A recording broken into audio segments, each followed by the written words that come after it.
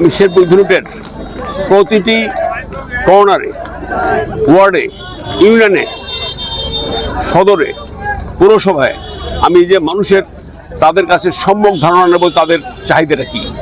প্রথমত যে চাহিদা শুধু অবকাঠামো, স্কুল কলেজ মাদ্রাসা রাস্তাঘাটের বাইরে কিন্তু অনেক চাহিদা আছে। তো কাজেই আমার বিশ্বাস যে এগুলো তো যা বললাম সেগুলো তো আছেই, শিক্ষা, স্বাস্থ্য, কর্মসংস্থান, এই সমস্ত ব্যাপারে আমাদের অনেক বেশি অনেক কর্মকাণ্ড আছে। আমার দলের 31 দফার আপনার অনেক দফা আমরা জাতির কাছে পেশ করেছি এবং তার প্রেক্ষিতে আমরা কাজ করবো ইনশাল্লাহ।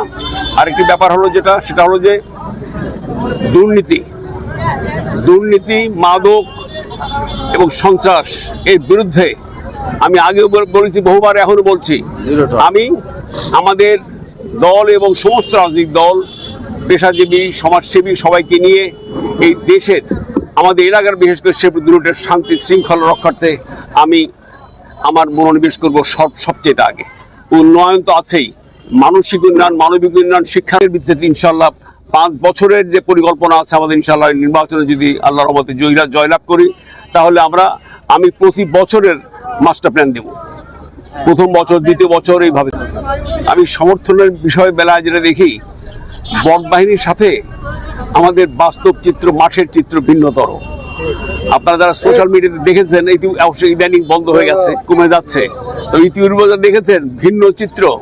যখন আপনারা মাঠে দেখবেন, আমরা মাঠে দেখছি, সেটা হলো তারুণ্যদের যে প্রথম ভোট, সে ভোট ধানের শীষে দেওয়ার জন্য তরুণরা উদ্বিগ্ন হয়ে আছে।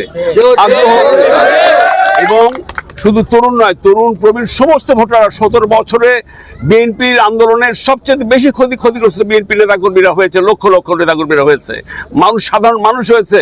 এবং আজকের ভোটাধিকার ফেরত পাওয়ার ক্ষেত্রে বিএনপির অবদান সবচেয়ে বেশি।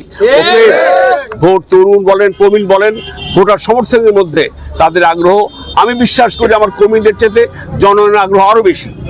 আমরা যারা ভোট চাই তাদের চেয়ে জনগণ যারা ভোট দেবে তাদের আগ্রহ আমাদের চেয়ে বেশি। এটা তুলনাহীন।